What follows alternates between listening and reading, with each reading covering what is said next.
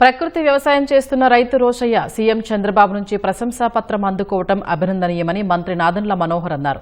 గుంటూరు జిల్లా కొల్లిపర మండలం అత్తోటలో ప్రకృతి వ్యవసాయం చేస్తున్న రైతులతో మంత్రి సమావేశమయ్యారు. తనకున్న 75 సెంట్ల భూమిలో 52 రకాల పంటలు సాగు చేసి అధిక దిగుబడులు సాధిస్తున్న రైతు రోషయ్యను ప్రతి ఒక్కరూ ఆదర్శంగా తీసుకోవాలన్నారు. ప్రస్తుత పరిస్థితుల్లో రైతులందరూ ప్రకృతి వ్యవసాయంపై దృష్టి పెట్టాల్సిన అవసరం ఉందన్నారు. సమావేశంలో రైతు రోషయ్యను మంత్రి మనోహర్ ఘనంగా సన్మానించారు. 80 ఏళ్ల వయసులో 52 పంటలు పండిస్తున్న రోషయ్యపై ఇటీవల ఈటీవీ ప్రత్యేక కథనం ప్రసారైంది. ప్రతి ఒక్కరు కోరుకుంటున్నారు, ఆర్గానిక్ ప్రోడక్ట్స్ కావాలని కోరుకుంటున్నారు. సో దాని వెంట చాలా కష్టమైన ప్రయాణం ఉంది, ఇబ్బందులు ఉంటాయి, సర్టిఫికేషన్ రావాలి, సాయిల్ టెస్టింగ్ జరగాలి. వీటితో పాటు ప్రకృతిలో జరుగుతున్న మార్పుల వలన ఒక్కోసారి కష్ట నష్టాలు రైతాంగం చాలా ఇబ్బందికరమైన పరిస్థితుల్లో ఎదుర్కొంటాయి. దాదాపు ఒక 6-7 సంవత్సరాలు నేను చూస్తున్నాను.